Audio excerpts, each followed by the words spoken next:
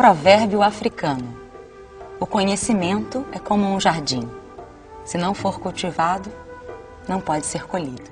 O homem está sempre disposto a negar tudo aquilo que não compreende. Onde acaba o amor, tem início o poder, a violência e o terror. É a Juliana Paz. E ela foi conversar com uma baiana que sabe tudo de religião afro-brasileira. É a Valdina. Quer ver? Roda o VT.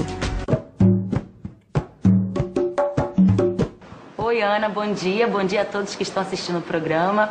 Eu estou numa tarefa aqui super difícil. Estou com a dona Valdina aqui. Olá, um prazer conhecer a senhora. Igualmente. Oi, Ana, bom dia. O que é o candomblé? Explica um pouquinho. Candomblé é uma recriação, uma reconstrução, uma reelaboração de crenças trazidas por africanos e reelaboradas a partir desse contexto, né?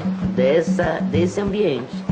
Isso é o candomblé. A gente pode ter uma recriação a partir de culturas hoje chamadas banto, em função do grupo linguístico, da cultura do Beni, do antigo reino da Daomé, e da cultura iorubá, que é a mais difundida e a mais divulgada, né? A cultura dos orixás. Eu costumo ver muitas pessoas falando sobre tendo medo, porque Exu é o diabo, é o capeta, fazem muito essa associação.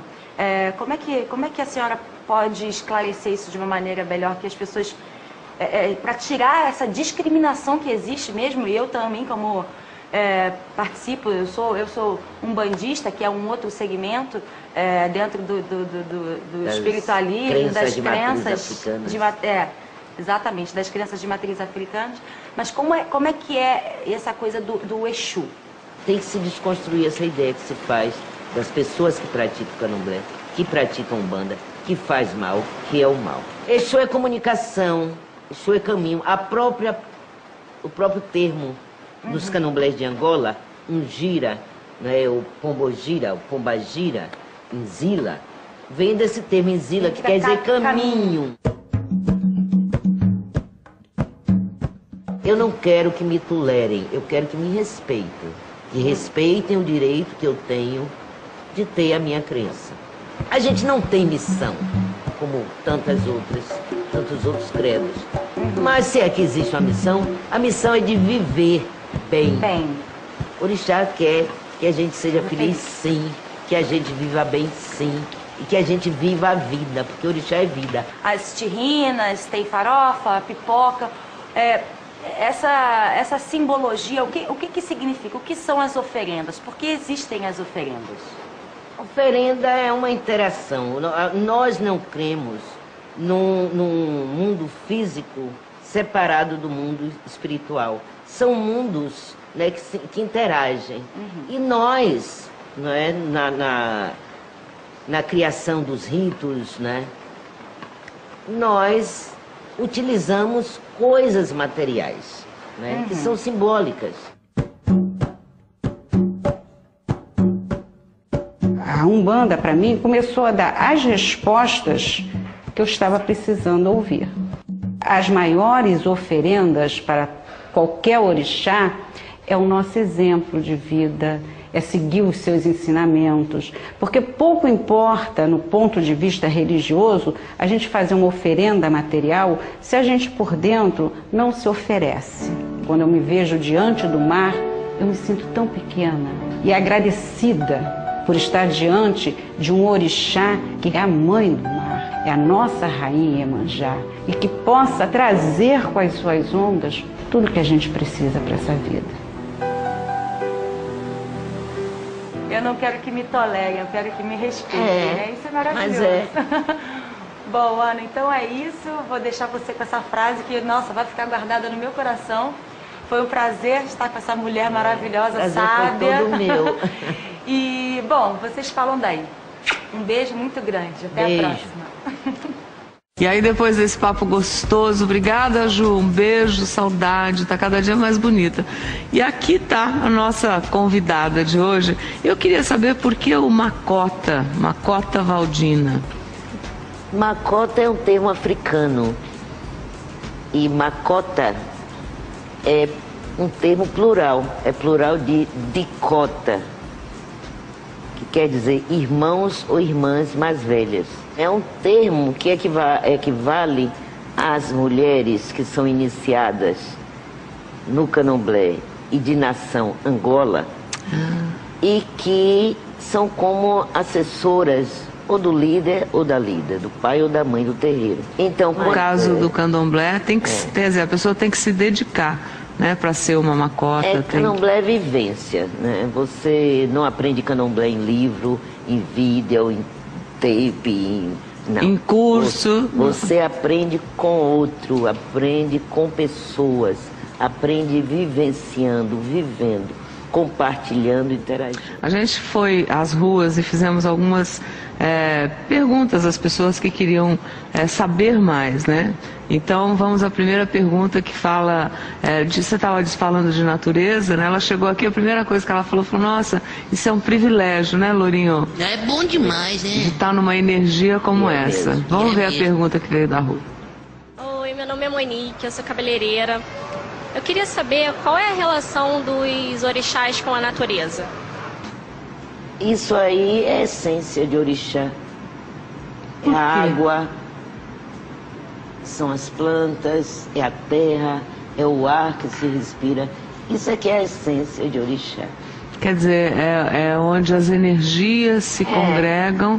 É como a semente viva primeira que gerou outras sementes, outras energias. E vem da natureza, obviamente. E aí, às vezes, é uma coisa que eu aproveito para falar também, as pessoas têm a tendência a dizer aos deuses do candomblé.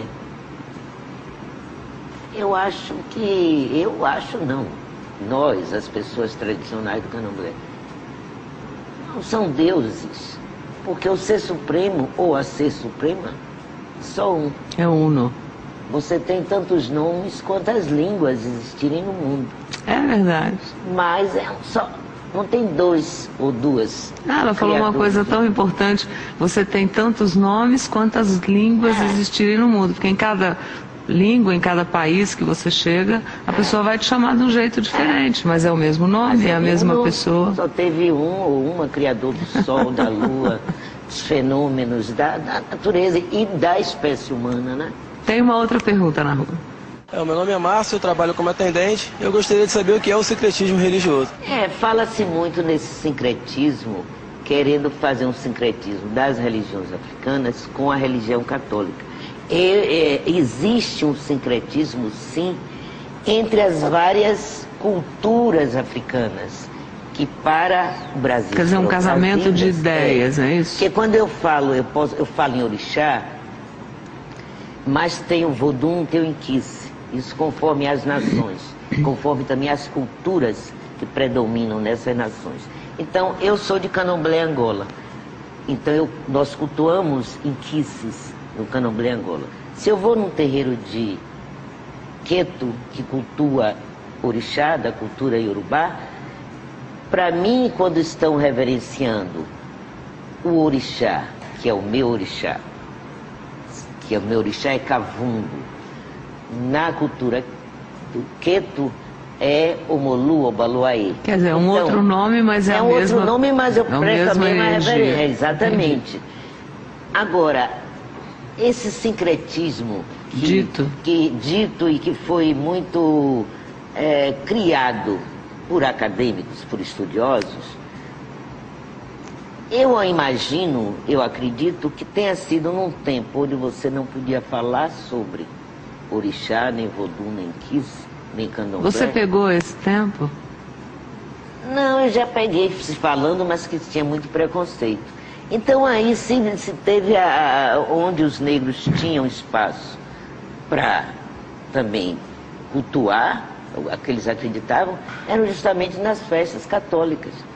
Daí, se criou você sente isso. hoje que tem alguma rejeição Ou alguma, quer dizer, essa coisa de não poder...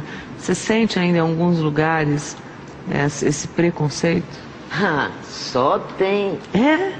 Só tem. Eu me tornei conhecida como Macota, porque eu sou educadora, mas eu, na década de 70, ao ser iniciada, eu fui iniciada em 75, eu empunhei a bandeira enquanto negra, mas enquanto uma pessoa religiosa do Candomblé. Porque havia muito preconceito. Mas na Bahia não tem. Na Bahia não tem. Nossa, a Bahia, a gente lembra da Bahia e lembra, não é, Mas Louro? na sociedade brasileira como um todo existe ainda o preconceito. Que feio. Ainda existe todo um preconceito, todo um racismo em relação aos afrodescendentes. E por conta disso... A religião vai junto. A religião vai junto, tudo que é do negro. Então eu comecei a lutar para dar visibilidade, dar voz, né, aos sujeitos reais, né, claro, que praticam essa religião. Que tem todo o por direito. Isso que fiquei conhecida e por isso que estou aqui hoje. Que foi um grande prazer te conhecer. A sua energia combina com tudo isso que está aqui em volta, mesmo. porque você é isso, não é?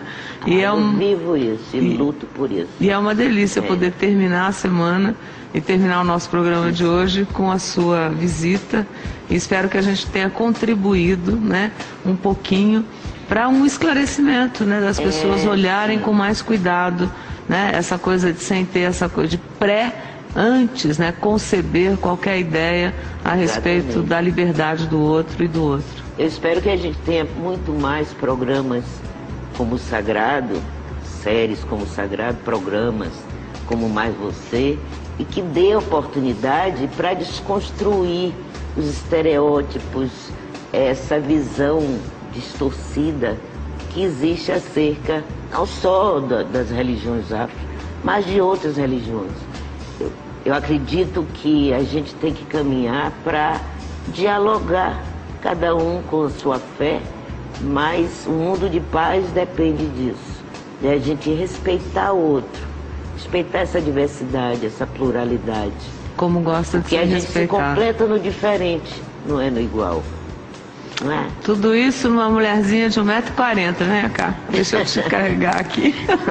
Olha, parece um mosquitinho, menina. Né? Mas com um conteúdo maravilhoso. Vou te ajudar aqui a me dar o prazer de... Trouxe a sua energia e deixe aqui, tá bom? O prazer foi muito meu mesmo. Muito obrigada. Força, você é uma pessoa muito espiritualizada. Eu admiro muito você. Muito obrigada. Isso é muito bom. Porque essa última frase que você disse faz parte da minha vida e do meu dia, de todo dia. Eu vejo. Tá muita bom. Saúde, muita realização. Amém. Vá com Deus. Eu quero conhecer quem faz esse louro. Eu vou te apresentar já, que é segredo. Vai com Deus, viu? Vai com Deus. Muito obrigada. O homem está sempre disposto a negar tudo aquilo que não compreende. Esta semana, a série Sagrado busca delimitar o lugar das religiões. O mundo contemporâneo nos coloca diante de um desafio. Lidar com problemas e adversidades que sempre existiram com novos olhares. Conflitos políticos e religiosos entre nações, racismo e preconceito comprometem o bem-estar social. Como a religião atua na tentativa de minimizar esses conflitos? Quando você tem uma fé, quando você tem uma crença, quando você é espiritualizado, você está aberto para se aproximar do outro. Você consegue ver o outro ser humano, qualquer outro ser humano, como um ser que abriga esse ser supremo, que eles chamam Deus, Javé, Jeová, Alá, Zambi, Gad, Dieu, Lorum, não importa. Vivemos hoje num mundo diverso, onde diferentes crenças, culturas e valores coexistem. Como a religiosidade nos prepara para encarar as diferenças?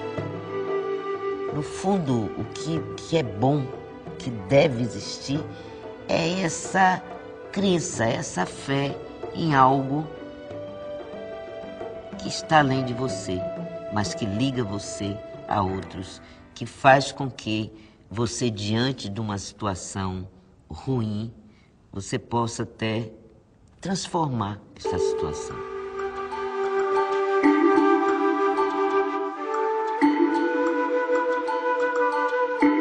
Onde acaba o amor, tem início o poder, a violência e o terror. A violência nas cidades é o tema desta semana na série Sagrado. As cidades agregam pessoas de todas as crenças, lugares, raças, classes sociais. Diferenças que podem gerar violência por meio de atos preconceituosos. A intolerância com o outro compromete o entendimento e a paz mundial. Quem bate na porta de um terreiro de candomblé, a gente não pergunta quem é, o que faz, vai ficar, nem não vai, acredita, não acredita. A gente só ajuda se a gente pode ajudar. A gente acolhe. Eu acho que a gente tem para ensinar a sociedade é isso. Eu não quero ver no meu país o que eu vejo através dos veículos de comunicação que acontece por aí pelo mundo. Guerra por causa de religião, por causa de credo. Isso é, para mim, absurdo. Vivemos em um mundo de muitos deuses e crenças, mas o fanatismo e a intolerância ainda geram conflitos. Em nome da fé, o homem é capaz de discriminar. Hoje estão chamando de intolerância religiosa. Eu chamo mesmo de falta de respeito. É respeito ao direito que nós temos de crer de forma diferente, de não ser de nenhum segmento cristão, de ter uma visão de mundo diferente, de conceber o mundo diferente, e tem que ser respeitado. Então, para mim, isso é violência.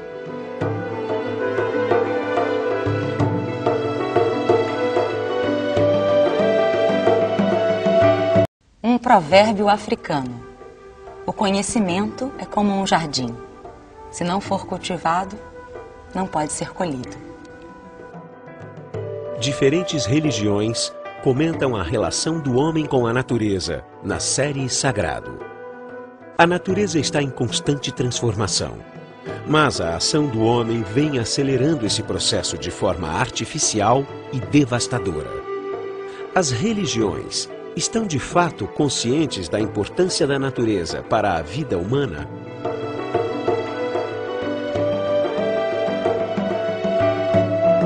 Sustentabilidade é o equilíbrio entre a natureza, Deus e o próprio homem. Sem a natureza não existe orixás. Sem plantas, sem verde, dificilmente manteria a vida e não existiria Umbanda. Existe um equilíbrio que deve ser respeitado, sentido e vivenciado. A natureza é um aspecto de Deus, então, viver em equilíbrio com a natureza também é viver em equilíbrio com Deus. A natureza é bastante presente nos cultos e práticas das religiões afro-brasileiras. Mas essas crenças têm conseguido contribuir para a preservação ambiental? Sem planta não tem orixá, sem natureza não tem orixá. Estamos, dentro das possibilidades, limpando matas, praias e rios, colhendo o necessário e não levando aos sítios sagrados o que não possa ser consumido pela própria natureza, ensinando aos nossos adeptos a importância do cuidar do meio ambiente, conscientizando-os que a preservação da natureza é também para a preservação do nosso próprio culto religioso.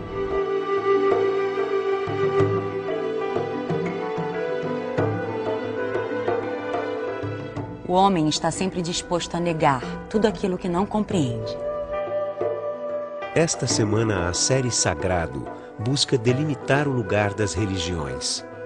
O mundo contemporâneo nos coloca diante de um desafio: lidar com problemas e adversidades que sempre existiram com novos olhares. Conflitos políticos e religiosos entre nações, racismo e preconceito comprometem o bem-estar social. Como a religião atua na tentativa de minimizar esses conflitos? Quando você tem uma fé, quando você tem uma crença, quando você é espiritualizado, você está aberto para se aproximar do outro. Você consegue ver o outro ser humano, qualquer outro ser humano, como um ser que abriga esse ser supremo, que eu chamo Deus, Javé, Jeová, Alá, Zambi, Gad, Dieu, Lorum, não importa. Vivemos hoje num mundo diverso, onde diferentes crenças, culturas e valores coexistem. Como a religiosidade nos prepara para encarar as diferenças? No fundo, o que é bom, que deve existir, é essa crença, essa fé em algo